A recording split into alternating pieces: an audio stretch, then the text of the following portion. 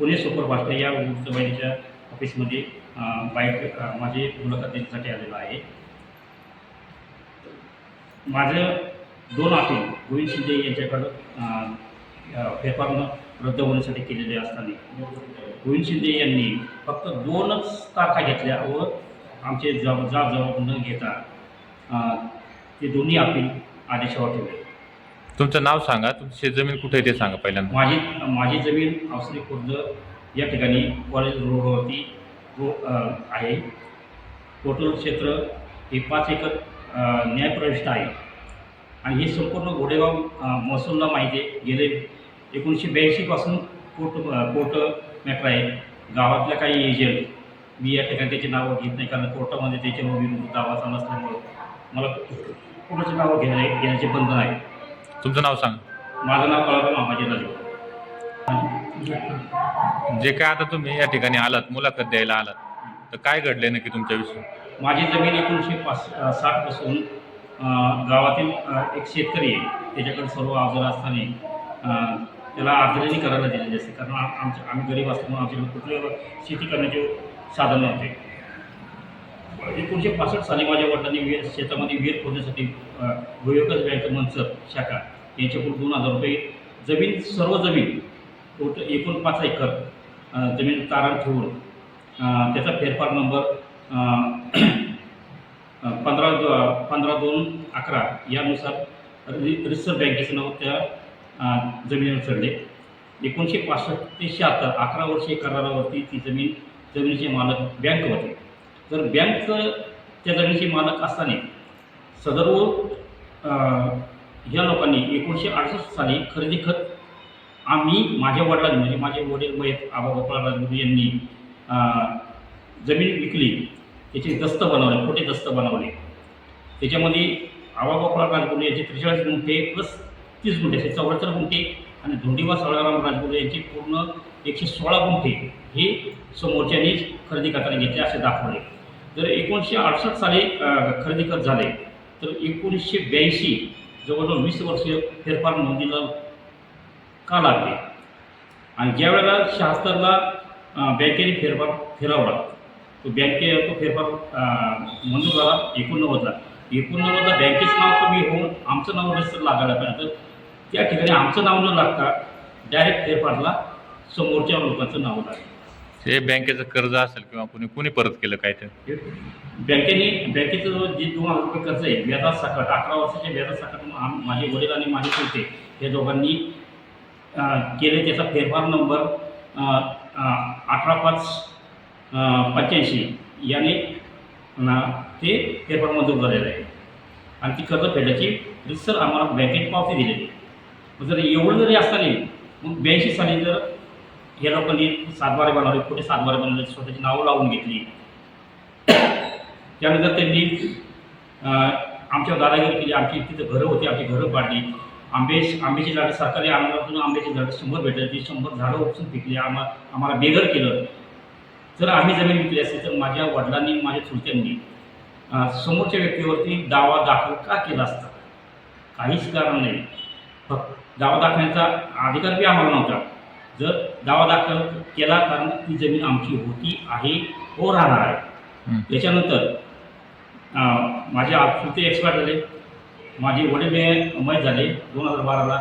त्यानंतर ह्या लोकांनी परत तलाट्याला हाताशी धरून 7 बारे कॉमन 7 बारा आहे. आज बी त्याचा जरी 7 बारा काढला तर त्या पूर्ण गाठावरती त्यांची नावं आणि आमची नावं आहेत.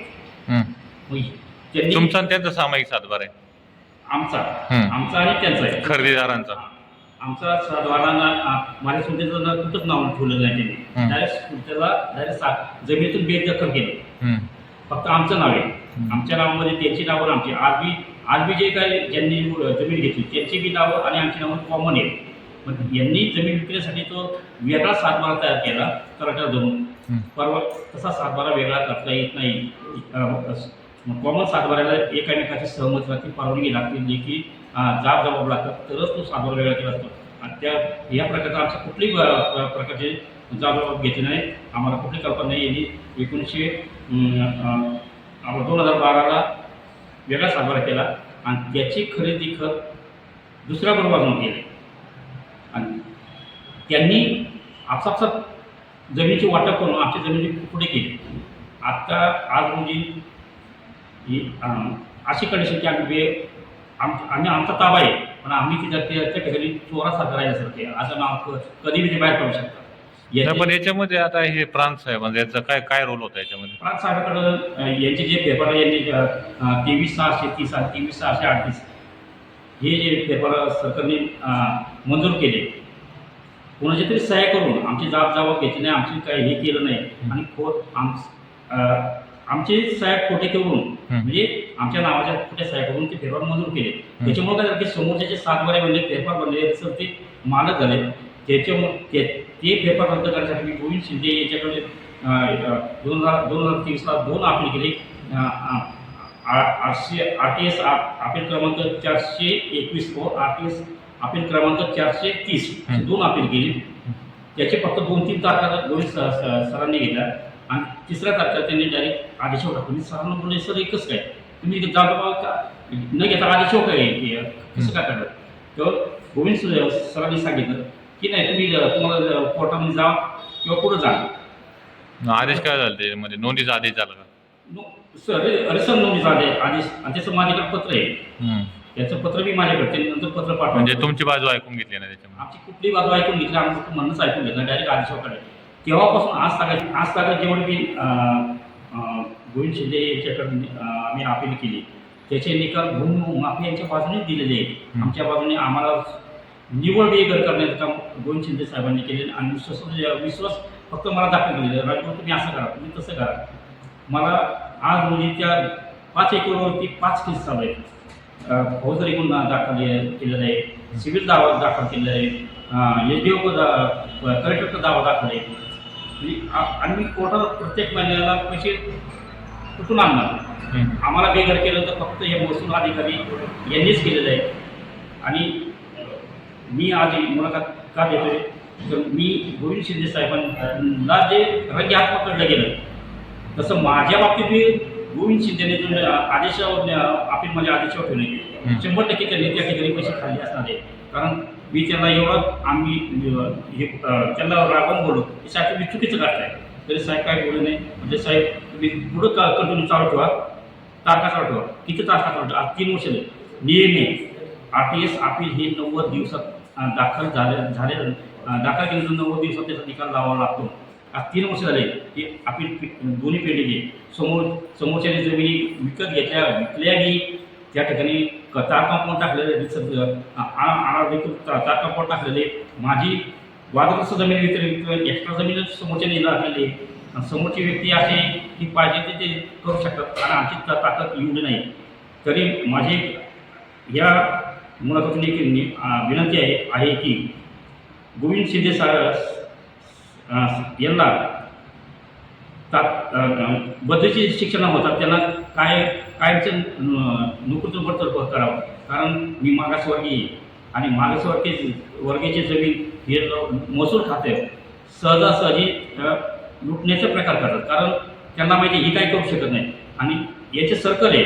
तलाट्याने मंजूर करणे, तलाट्याने नोंद टाकणे, सरकारने मंजूर करणे आणि काय झालं तर त्याचं अपील कोणाकडं प्रांत याची सेटलमेंट करून पैसे घेऊन हे करतात. आज अवसर या गावात जर जमिनीचा घोटाळा जर काढला तर जवळ 100 एकर मागांची जमिनी लाटलेल्या आहेत. याचे पुरावे आहेत. आज सर्व आम्ही लोक बेघर झालेले आहे. फक्त नावाला आम्ही राहतो त्या ठिकाणी. या बातमीचे प्रायोजक आहेत Sita Motors service and spares. आमच्याकडे सर्व प्रकारच्या 4 व्हीलर गाड्यांची कामे काळजीपूर्वक व योग्य दरात केली जातील. आमचा पत्ता जुना चांडोली रोड, सिद्धिविनायक वजन काट्या शेजारी 40 बंगला, मनसर, तालुका आंबेगाव, जिल्हा पुणे. संपर्कासाठी क्रमांक 95 61 73 56 67.